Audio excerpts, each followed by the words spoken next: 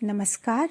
आज हम सूर्यकांत त्रिपाठी निराला जी की कविता स्नेह निर्झर बह गया है को पढ़ेंगे और इसकी व्याख्या समझेंगे। सूर्यकांत त्रिपाठी निराला जी का जीवन आशा, निराशा, दुख, आक्रोश, हर्ष, उल्लास, व्यथा, संघर्ष, अनेक उतार चढ़ावों से भरा रहा है। उन्होंने अपने जीवन में जो अनुभव किया उसी को कविता के रूप में ढाल दिया। निराला जी की कविताएं विविधताओं से भरी हुई हैं।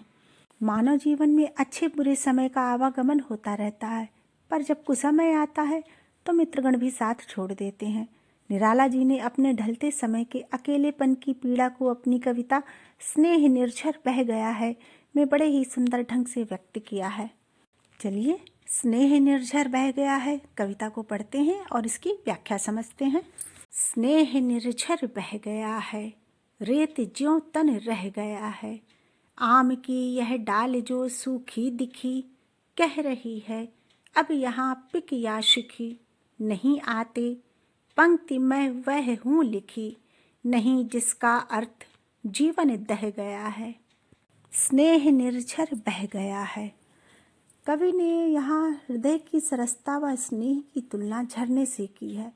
कवि कहते हैं कि सृजनात्मक प्रेरणा स्रोत का स्नेह रूपी निर्झर अर्थात झरना, जो एक समय अपनी तीव्रता के साथ बहा करता था, अब वह नहीं बहता है। जीवन की सारी सरसता, कोमलता, सृजनशीलता की क्षमता जो युवावस्था में थी, अब वह सब समाप्त हो गई है। रेत ज्यों तन रह गया है। इस पंक्ति में कवि अपने शरीर की समानता रेत से करते हुए कहते हैं कि यह शरीर रेत के समान हो गया है। जो कविता रूपी झरना बहता था, अब वह नहीं बहता। शरीर जर्जर, अकेला, विषाद भरा, असहाय व उपेक्षित होकर रह गया है। कवि कहते हैं कि इस तन में न तो उत्साह है, न मन में ओजस्वी कविता लिखने की क्षमता। शरीर वृद्ध हो गया है और ताकत के साथ सारी सृजनात्मक भावनाएं समाप्त होने के कारण अब विचार रूपी हरितमा नहीं है और यह तन रेत के समान हो गया है। आम की यह डाल जो सूखी दिखी, कह रही है अब यहाँ पिक या शिखी नहीं आते। यहाँ पर निराला जी अपने जीवन की तुलना आम की सूखी डाल से करते हैं। कवि कहते हैं जब तक यह आम की डाल हरी भरी थी, तब इसमें चिड़िया चहचहाती थीं, कोयल मधुर स्वर में गाती थी, मोर यहाँ आकर नृत्य करते थे। किंतु जैसे ही यह डाल सूख गई, सब ने आना बंद कर दिया। कवि कहते हैं इसी प्रकार जब मेरी सृजनशीलता चरम पर थी, तब सभी मित्र आदि साथ में थे, लेकिन अब जब जीवन सूखे डाल की भांति हो गया है, तो अब कोई पास में नहीं दिखता। यहाँ पर कवि स्वयं के शरीर की शिथिलता की बात कहते हैं कि जीवन के ढलते समय में जब साहित्यिक सृजन कर पाना कठिन हो गया है, इस अवस्था में सभी लोगों ने साथ छोड़ दिया है। इन लाइनों में कवि जीवन के अंतिम समय के अकेलेपन की वेदना को व्यक्त करते हुए कहते हैं कि उपयोगिता समाप्त होते ही लोग साथ छोड़ देते हैं। पंक्ति मैं वह हूँ लिखी, नहीं जिसका अर्थ जीवन दह गया है। यहाँ कवि कहते हैं कि उनका जीवन उस अर्थहीन पंक्ति की भांति हो गया है जो लिखी तो है किंतु उपेक्षित है। अर्थात कवि का कहना है कि अब मेरी कोई उपयोगिता नहीं रह गई है। अब उनका जीवन उस लिखी हुई पंक्ति के समान हो गया है जो अर्थहीन है। कवि का मानना है कि उनकी उपस्थिति तो है किंतु वह उपेक्षा भरी है, अर्थहीन है। कवि को लगता है कि उनका जीवन अब समाप्ति की ओर अग्रसर है। दिए हैं मैंने जगत को फूल फल, किया है अपनी प्रतिभा से चकित चल, पर अनश्वर था सकल पल्लवित पल, ठाठ जीवन का वही जो ढह गया है। दिए हैं मैंने जगत को फूल फल, किया है अपनी प्रतिभा से चकित चल।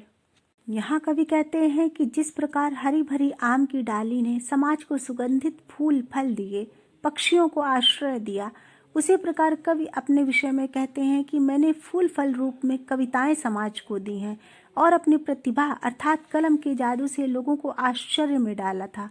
अपनी कविताओं की यथार्थता तथा विविधताओं से उस समय के साहित्यिक विद्वानों, मर्मज्ञों, आलोचकों को अपनी प्रतिभा से चकित कर दिया था।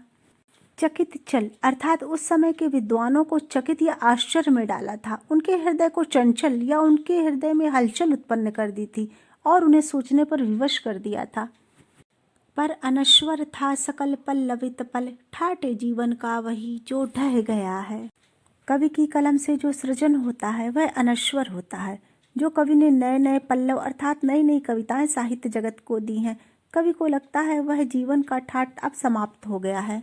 यहाँ कवि कहते हैं कि जब मेरी लेखनी की गति तेज थी और मैं श्रेष्ठतम साहित्य का सृजन कर रहा था, तो मुझे लगता था कि यह अनश्वर है, अर्थात यह जो समय है वह कभी नष्ट नहीं होगा।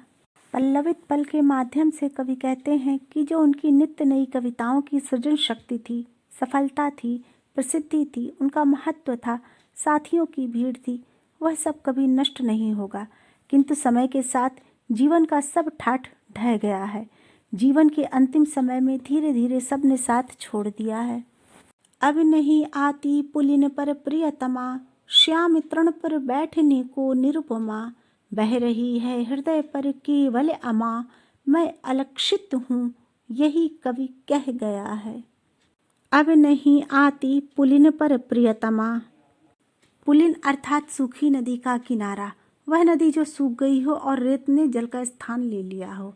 यहाँ कवि अपने मन या मस्तिष्क की समानता सूखी नदी से करते हुए कहते हैं कि जिस तरह जल सूखने के बाद नदी में रेत रह जाती है, उसी तरह उनका मन भी सूखी नदी के समान हो गया है, जहाँ पर कविता रूपी प्रियतमा अब नहीं आती। प्रियतमा से कवि का तात्पर्य कविता से है। कवि कहते हैं कि अब उनके मस्तिष्क में सृजन के नए भाव नहीं आते हैं। कवि का मानना है कि जीवन के अंतिम पड़ाव में वे इतने शिथिल हो गए हैं कि अब उनसे नई कविताओं का सृजन नहीं हो पा रहा है। श्याम तृण पर बैठने को निरुपमा, यह श्याम से तात्पर्य निराशा से है। कवि कहते हैं कि निराश मन या घास पर बैठने को अब कोई निरुपमा नहीं आती। निरुपमा का अर्थ है अतुलनीय, अनुपमेय। कवि कहते हैं कि अब इस निराशा रूपी मन या घास पर निरुपमा अर्थात वे अतुलनीय, अनुपमेय रचनात्मक भाव नहीं आते जो पहले युवावस्था में आते थे। बह रही है हृदय पर केवल अमा, मैं अलक्षित हूँ यही कवि कह गया है। यहाँ पर कवि कहते हैं कि अब मेरे चारों तरफ अमावस्या की रात्रि की भांति अंधियारा छाया हुआ है। मैं निराशा के अंधकार में डूबा हुआ हूँ। मेरा जीवन पूर्णतया उपेक्षा भरा हो गया है। मैं अब किसी को दिखाई नहीं दे रहा हूँ। यहाँ पर कवि अपनी निराशा तथा अकेलेपन की वेदना को व्यक्त कर रहे हैं। यह कविता समाज की संवेदनाओं को दर्शाती है कि उपयोगिता रहने पर व्यक्ति का महत्व होता है, किंतु उपयोगिता समाप्त होते ही वही विशिष्ट व्यक्ति जो समाज की आंखों का तारा होता है, सम्माननीय होता है, अचानक उपेक्षित हो जाता है और उस पर किसी की दृष्टि नहीं पड़ती। यहीं पर स्नेह निर्झर बह गया है कविता समाप्त होती है। मिलते हैं एक नई कविता के साथ। अगर आपको मेरा यह वीडियो पसंद आया हो तो कृपया लाइक करें, सब्सक्राइब करें, शेयर करें और बेल बटन पर क्लिक अवश्य करें। धन्यवाद।